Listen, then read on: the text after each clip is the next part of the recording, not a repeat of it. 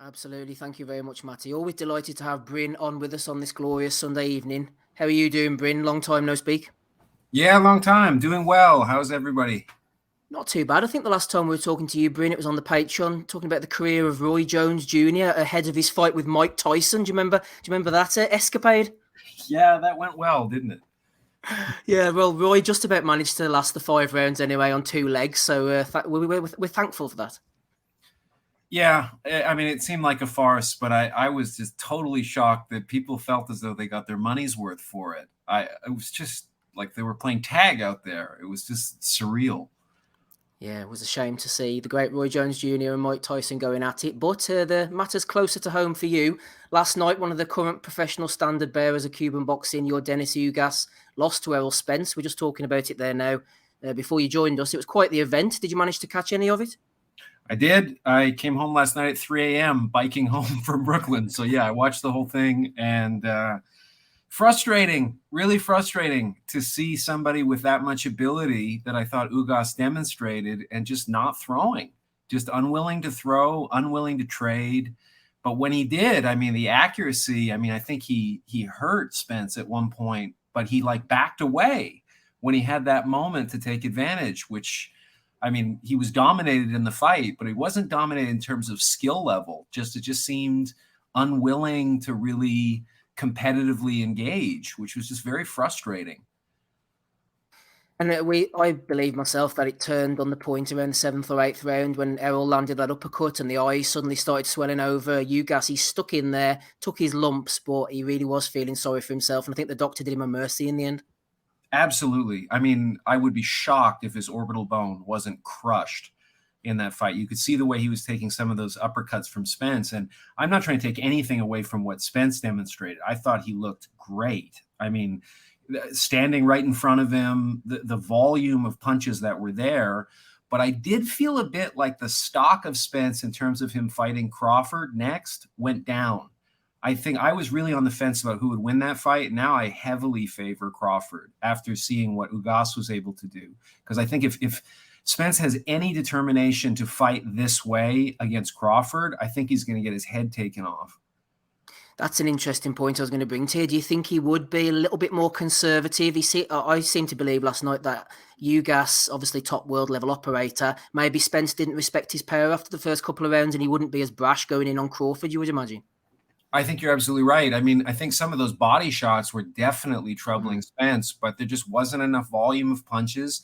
Ugas was just standing in the pocket and not throwing. And you can't be a punching bag for somebody like Spence, who has endless energy, has great power and great accuracy.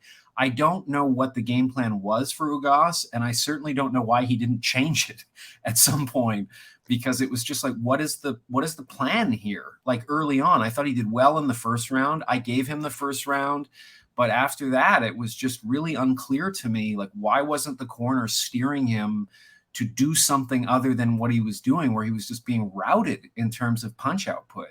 Because it seemed like when he threw, he could land. He had accuracy, he had length, the body attack. Like when he opened up a little bit was really annoying Spence. But you can't stand in there with somebody as world class as Spence and not expect one of those punches to land and really cause you trouble. And clearly, one of those uppercuts did bad damage to his eye. And it was just unclear to me why he was even staying in there or why his corner permitted him to keep going, because it just didn't seem like he was willing to fight to win. He was just fighting to survive. And it was all the stranger, I think, given the strategy. The fact that he had Ismail Salas in the corner, great trainer, real good record against Southpaws as well. I was surprised to see that. Really strange, just really strange. And it's just kind of, I mean, especially after the Gamboa just annihilation.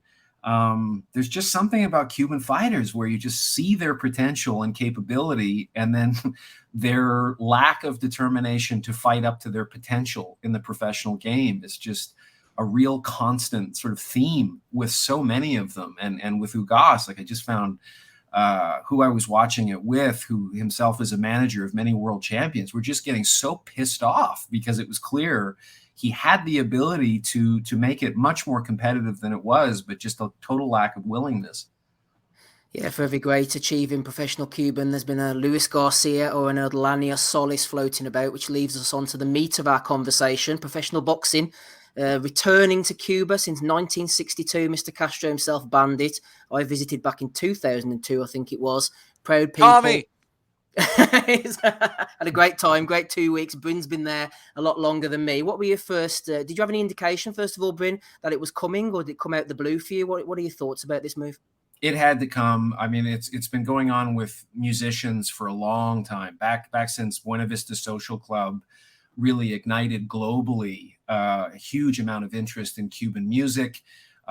Those musicians were basically given the same deal, that they could tour around the world and keep way more of their money than any other of the Cubans who were kind of being doled out as coaches. Like many Cuban boxing coaches were sent around the world to work with other nations on their national boxing teams and international boxing teams and such. And everything I've been hearing from Cuba, I was there when Obama visited and the Rolling Stones played to 400,000 people at a free concert. And then the following year to do another story. It seemed like where Obama was going, people were massively investing in real estate. And then Trump came in, totally calcified and intensified the embargo against them. And oddly, Joe Biden, instead of going the direction of Obama, went even firmer with what Trump was doing in terms of shutting them out. This embargo has been rejected by every nation on earth as illegal, except for Israel and the United States. So it was just, for everything I'm hearing from Cuba, from regular people, is it's never been worse.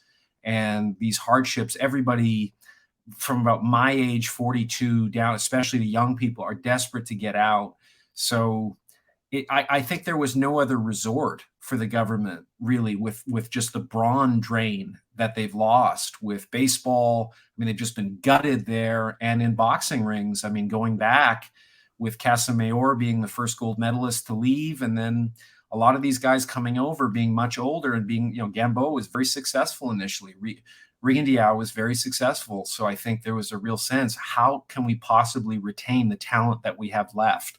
So I don't think it was sort of the agency of the Cuban government. It was just the last resort. There's just nothing else we have to hold on by the fingernails with these great athletes that Cuba has always produced. Just picking up on that point you made there about retaining the talent, this will make life easier for a multitude of current and future pro boxers from the island. Do you see a Cuban boxing promotional power base starting up there, or will there not be those kind of funds, and that the main fighters will still have to travel abroad? I mean, all the boxers are still going to the same people in Florida. I mean, so far. So I'm curious to see that kind of hegemony that they've had. I mean, Luis de Cubas has just gotten so many of them. They all go to the same place. So the question is, are they going to the same place because of the results? That doesn't seem to make sense, because the results of most of them have not been great. So it seems to suggest that they can't go anywhere else. So I'm very curious about, as you say, if there's going to be kind of an infrastructure and scaffolding to allow these guys to have more options. Certainly not having to be jumping onto a smuggler's boat is a very positive thing that in all the writing that I've done about this in books and articles, is always to criticize both countries for incentivizing this very lucrative, almost sort of like modern slave trade with these athletes. Cuban athletes are the most expensive human cargo on earth. So I'm really pleased to see that there's some safety for these people, and also the ability to not leave behind their family. This sort of Cuban Sophie's choice is very positive. So I guess it's just, how much money does the government have to invest in this sports machine that has just been churning out so much talent on baseball diamonds and boxing gyms? It doesn't seem like they're producing the same kind of talent, and that they have the same kind of funds to allocate to support them as they used to, and to also find talent all over the island. Most of the great boxers in Cuba have come from the East. They're not coming from Havana. They're not coming from urban environments. So it's a lot of just wait and see. And the other curious thing is, if these boxers can keep 80% of their money, which is the current deal the government has agreed to, how does that work in Cuban society, where if you're a lawyer or a brain surgeon, you're making $25 a month. Like, how are you going to feel to be making $25 a month as a brain surgeon when a boxer is making $800,000 from $1 million contract to take a fight? I just don't see how that's sustainable. Especially when you're going to need more brain surgeons from people getting punched in the head. I was thinking that. There you go. There you go. Exactly.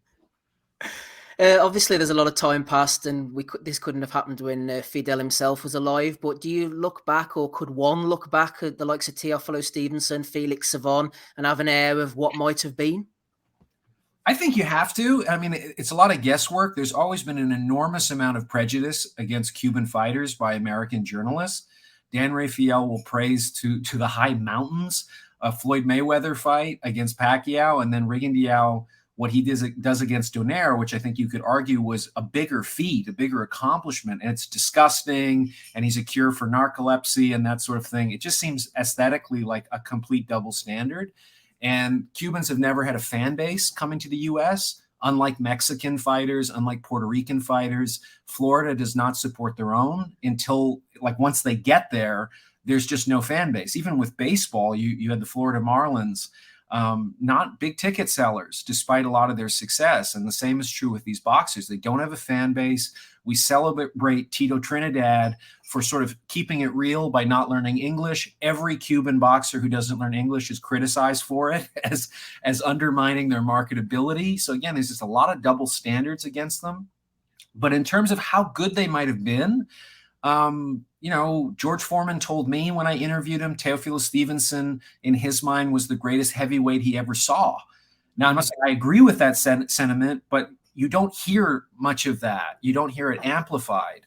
I think they're always criticized in terms of that it's grown men in the amateur ranks, grown men Cubans beating kids of other countries. Totally untrue, in the sense that all of the great Cuban champions won their first medal the same time everybody else wins their gold medal, 18, 19, 20 years old. So they were just as dominant at the beginning as they were at the end.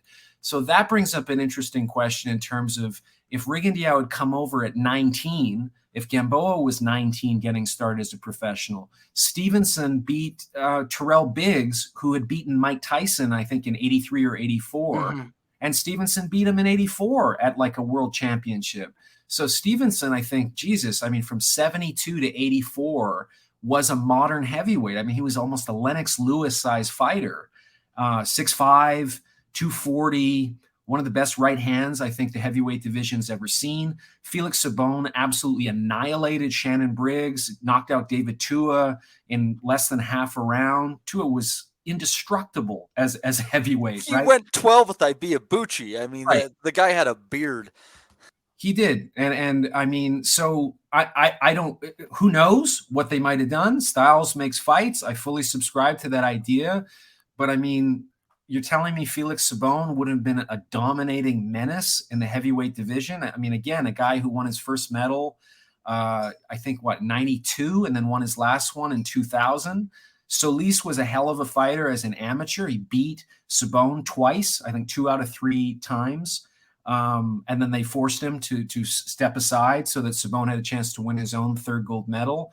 But Solis blew up and became fat, essentially lost his ability at McDonald's. Waste of talent. Yeah, and there's a lot of it, and they definitely deserve blame for that. And then on the other hand, maybe a little bit of compassion about having to leave behind a family and never being able to go home again deserves some degree of being part of the calculus of how we evaluate them. So I think the Cubans would have done extremely well as professionals, and I think Rigondeaux with Donaire, it's important to remember he was a 3-1 underdog against ESPN's Fighter of the Year, and he absolutely annihilated him. I mean, in the sense of dominating him, and took a guy who was just blowing away people, who was terrified to open up against them because he knew what would happen. He'd get knocked out. So I think after what's happened with Donaire subsequently, how good he's looked in a lot of fights, the stock of what that fight meant should have risen Rigondeaux's claim maybe to get into the Hall of Fame, arguably, given some of the circumstances that were required for him to join as a pro. But I think the what if question will always linger with a lot of these great Cuban fighters. My trainer, Hector Vinent, was a two-time Olympic champion who beat a lot of world champions as amateurs, knocked out many of them, had a very professional style. But he told me, how do I leave behind my wife and 5 kids? I can't do it. No matter how much money they're offering me, America is a beautiful woman staring at me from across the street, and I just have to ignore her and be willing to live in memories of what my boxing career was. So I saw this very up close, how tormented these athletes were if they stayed. And I also saw how tormented they were if they left behind a family in order to realize their potential and make the kind of money commensurate with their market value. So it's been really tough. Can I just ask you? You touched on a little bit with Solis blowing up, and I mean, there's other things with other Cuban fighters on those lines. Do you think that there's almost a difficulty for them to find discipline in a free society, and it's a very odd transition in that sense because you have choice? You can choose not to train, and it's not going against the national orders. Well, and you're also kind of leaving one system where you're imprisoned in the body politic of communism, and then you're kind of wrapped in the chains of the most ruthless distillation of unfettered capitalism, pro boxing, no barrier to entry. Who are these people looking after them? Lots of them are bail bondsmen or criminals. Who has sponsored them to jump into a smuggler's boat and go through Mexico to come into the U.S.? Well, how much of those salaries or purses that they're making do they get to keep?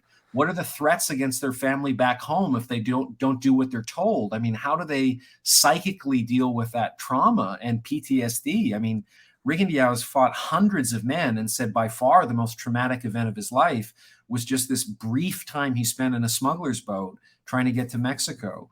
So I don't think it's just, freedom and politicizing everything about them. They're all called defectors. And yet all of these guys just said, we want to make the money we do in the US and we want to go home.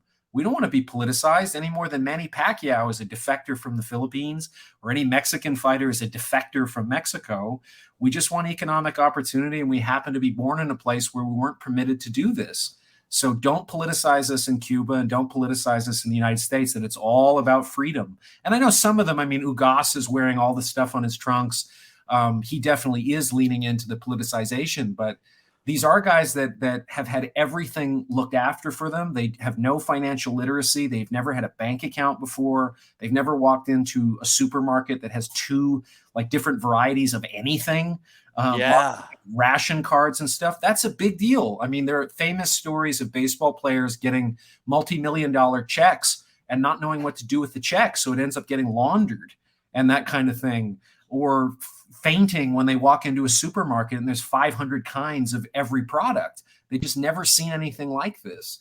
But I think boxers get treated almost like in the same way that people that are traded in underground, like the underground sex trade, are treated sometimes. It's a really dark path there, it sounds like, where they could end up doing business with very terrible people. I don't think it's just that they could. They almost always do. They have no choice. I mean, I put it in the book back when I was writing about it 10 years ago. The real choice that these guys have is not communism or freedom. It's Fidel Castro or Don King, because both of these guys are emblems for their respective systems, right? So I think that's what the Cubans are looking at, is sort of how do I break free and have any degree of independence? I mean, in baseball, which is much more lucrative in terms of your average athlete that's coming over, Yasiel Puig is held hostage in Isla Mujeres off the coast of Cancun with a machete held over him, threatening to hack off his arm if he's not paying a huge chunk, an undisclosed chunk of the salary he signed with the Los Angeles Dodgers. So this is the sort of, if you look under the hood of what these guys are dealing with, this is the reality. It's not just they're lazy. Oh, freedom is just so overwhelming, they can't deal with it. It's all that comes with what's permitted in the US with the people that are dealing with them directly. And, in South Florida, you have a number of people that shot down airplanes, Cuban airliners, or bombed hotels, and were never prosecuted because Florida was determining the vote in 2 elections. So the Cuban American vote determined it. So they were very cognizant of the power of that vote. There was no more important area for determining the national election, strangely and ironically enough, than the Cuban American vote up until very recently. They're dying off now, and the younger generation is not nearly as politicized in the same way. It's not monolithic anymore, but it certainly used to be. And even Joe Biden's policy with Cuba clearly is a result of trying to pander to the Cuban American vote. So I think these athletes were just always caught back in Cuba and then caught in a completely unforeseen net once they got to the U.S. And it was very, very hard for them to adapt to these circumstances that don't get as much publicity. It's easier to say, oh, it's freedom and they're lazy and they've been brainwashed forever back in Cuba. But I mean, every Cuban athlete that I interviewed over there, beyond being afraid of being reprimanded by the government for any kind of conversation about politics, was pretty literate about what the situation was on both sides of the 90 miles. It's just they knew they couldn't really talk about it without getting into trouble.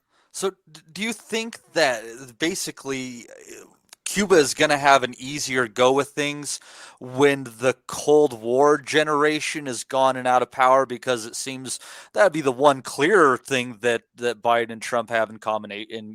Common is they're both about 80 years old. Is it just almost embedded Cold War fears that these people cannot get over that's leaving Cuba behind?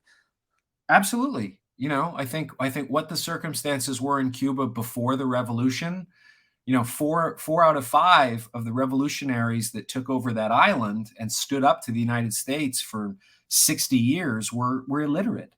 So that's important that when you think about almost all these athletes are Afro-Cubans, that the biggest beneficiary of the revolution were these impoverished Afro-Cubans, for the most part, rural Cubans. And so a lot of these athletes, when they left, had a family member who knew what the circumstances were before, that the U.S. financially supported, had no issue with a puppet government or creating their constitution or annexing Gitmo so they could have a torture camp while lecturing Cuba about humanitarian issues. So it's all really complex.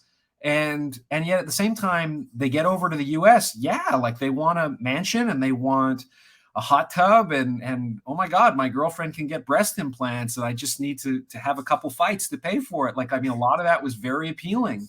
But then I hear you. Yeah, and then, well, I mean, I'm just telling you like what they've told me. And then on the other hand, they're just sort of like, but I don't want to live here because here I need to have walls. Here I need to be afraid of my neighbor.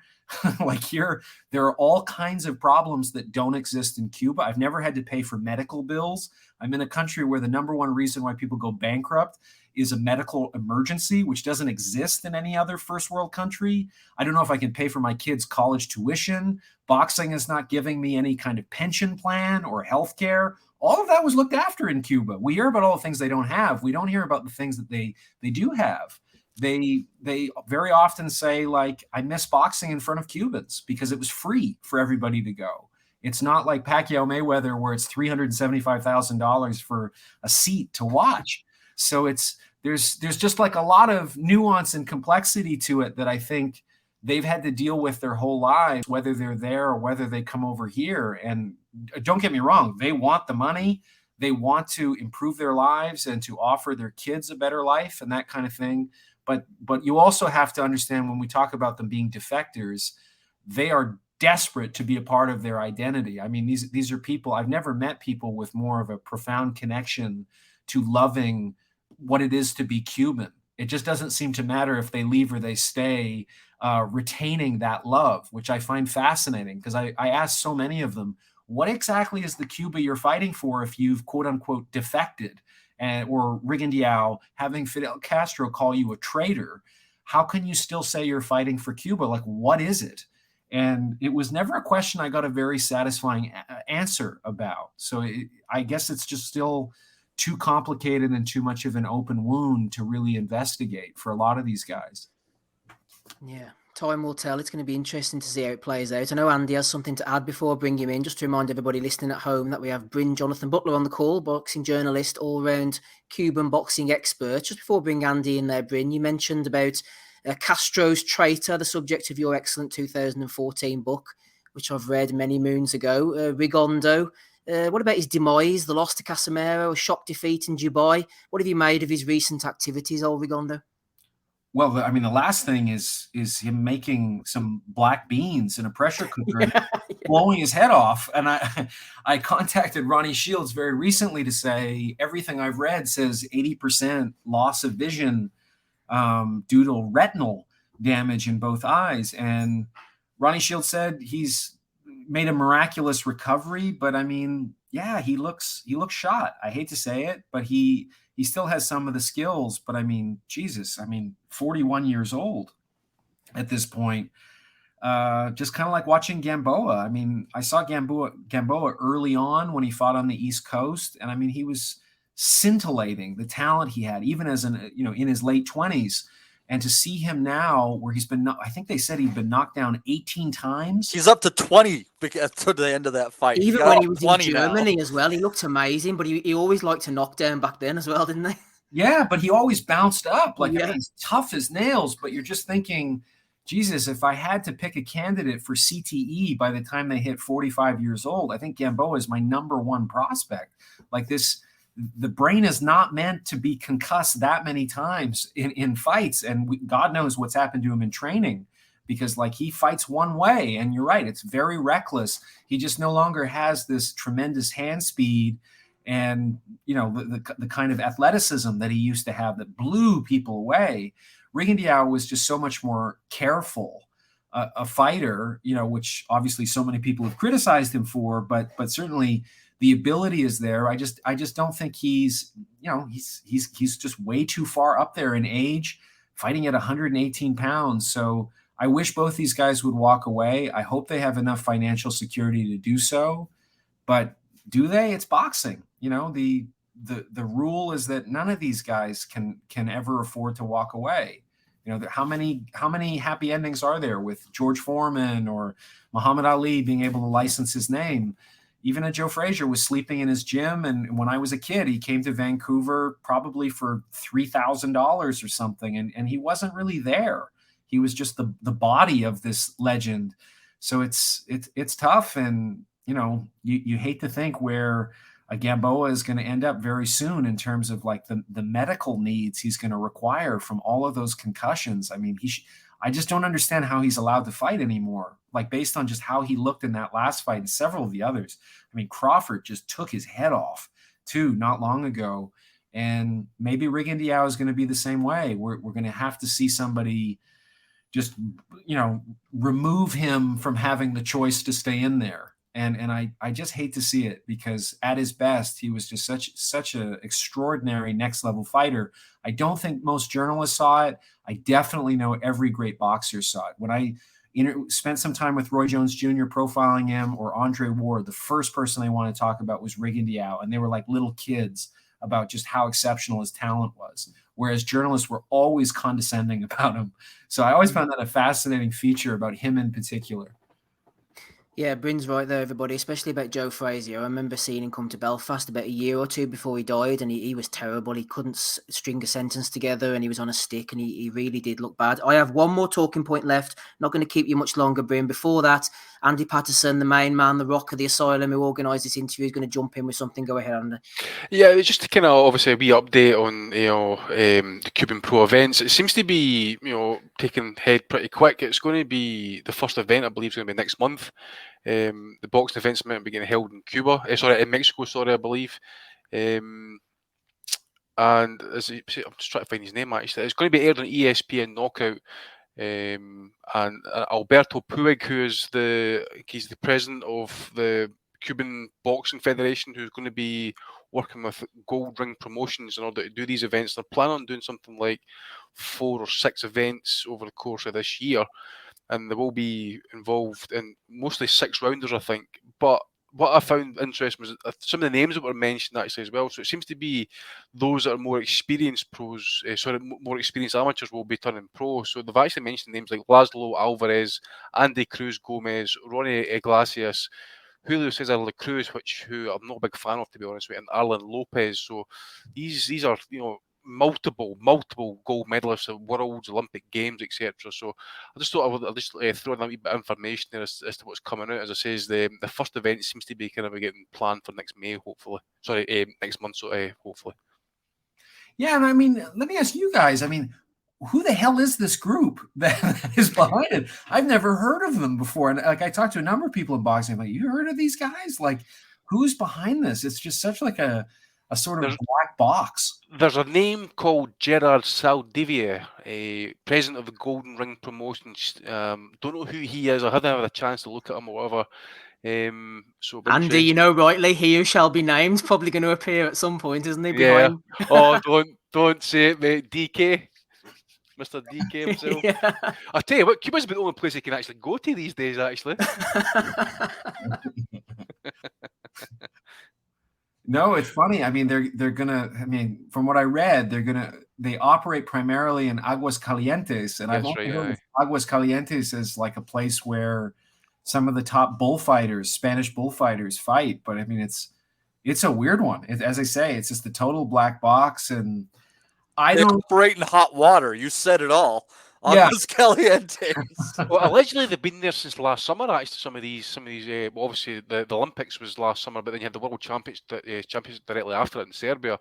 So they've been there ever since the World Championships, I believe, in Mexico, training for it. So it's something that's been obviously been brewing for quite a fair bit of time. Because according to is it Salvador Rodriguez, who works for ESPN Deporte, he said that something like it been going on or plans have been getting made for almost the best part of 3 years. I mean, maybe our friend DK and El Chapo have partnered up to form their make for all this. It is boxing, anything. Well, I suppose El Chapo said he wouldn't work with him. Well, I suppose humans are easier to traffic than actually like cocaine, for example. Only in Sinaloa. Exactly. Yeah, let's diversify our portfolio to include Cuban boxers from all the other stuff. I don't know. It sounds really weird. I just there's no Cuban boxer that has ever sold tickets that exists. I mean, like watching the Ugas fight where they're trying to, like, the cameramen are desperate. It was like, where's Waldo? Where's the Cuban flag? Where can we find one to pretend as if he's got a fan base? Because like when they mentioned his name, there was no sound, right? Like it was just total crickets. So I still don't know, despite how good these guys are, you need somebody kind of like a Gamboa at the beginning of his career who's really going to excite people and attract them, because as sort of mysterious Cuban boxers that we only see as amateurs, it's just never been a successful selling point in the U.S. So I don't know if they can kind of galvanize interest in Florida with like a huge Cuban American base that's there, which has never worked in the past ever. I remember Bob Arum told me Rigondeaux may have won 2 Olympic gold medals, but I don't think he could sell out the first row of a dance hall in Miami. And I don't know that it's ever gotten better than that. And it's terrible, because I mean, I think these guys expect when they come over, they're very important figures in Cuba. They just wear a tracksuit, and everywhere they go, it's like cheers. People are yelling their name. And they come to the U.S. and nobody has any idea who they are, and certainly nobody wants to pay to watch them fight. So it's certainly. Obviously, I mean, I don't know how they would do ticket wise in Mexico, or where they're going to be fighting in Mexico, or even in Miami, for example. But you've trained there, Brendan. Obviously, I've done a bit of reading as well, and I've seen the facilities. And Steve's been there, so the gyms are pretty archaic. They're using tires for body, for heavy bags, etc. Will the government really, or will anybody be investing in the Cuban infrastructure, boxing infrastructure, to try and maybe even get for example, Luna Park in Buenos Aires, where the Argentinians, have all their big fights, etc. Will they have something more, in Havana, for example, where they could have a pro boxing event that would be suitable for, people attending, for example, because obviously, from what I read from, for yourself, from what I've heard from you, a lot of these events in the past in Cuba have been free, free access to the people to come in and basically, free admission, really, especially when the WSB were over there fighting. Yeah, I watched that during Obama's visit. They had, I think it was Ukraine and Cuba won, I think, every single fight that they had. But I mean, it was pretty spectacular watching the Rolling Stones play there. The Rolling Stones looked shy. Like they really looked like they were kind of drunk on the crowd. They couldn't believe that they were playing in Havana. Mick Jagger only spoke Spanish on stage, which the Cubans couldn't have been more appreciative of. And I just thought, Jesus, if you can assemble 400,000 people showing up, and I mean from the whole country, people were making pilgrimages into Havana to this park to watch the Stones. And I know they did like a DVD or, that you can stream a documentary about the concert. I've not seen it, but I mean, I was at the concert. I just thought, couldn't you do this with boxing? Because every major event that's in Havana, everybody goes to.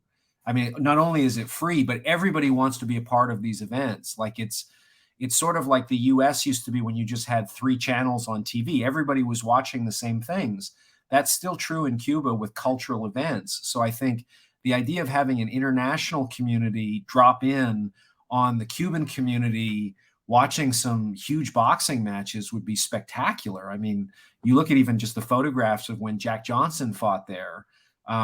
There's so many venues that they could set up that I think would be so positive, both for the country and for people to see it and get some exposure for themselves rather than how the media depicts it over there. I would love to see it. I think you could have massive audiences. Brin, just to close out, it's been fantastic having you on as always, but a slight tangent just to finish off with. A mutual friend of ours, Gary Hyde, his son Tommy, was due to turn pro in Cork last month. Tommy's been following his dad around since he was knee-high, a regular feature of your book, of course. It makes me feel old to see him there as a light heavyweight. Took me back to the days of Rigo versus Willie Casey in Dublin.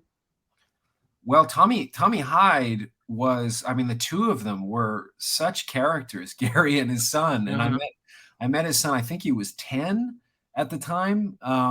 Followed Gary everywhere, didn't he, Tommy? Everywhere. And he was an encyclopedia of boxing. I mean, they had a bunch of boxers in their family, if I recall. I think he was named after a Tommy Hyde, who was an uncle of Gary. But he was such a smart kid when it came to boxing. He was encyclopedic. And Gary reached out to me a little while ago because Tommy was going to have a fight on the East Coast, I think in Massachusetts, if I remember correctly.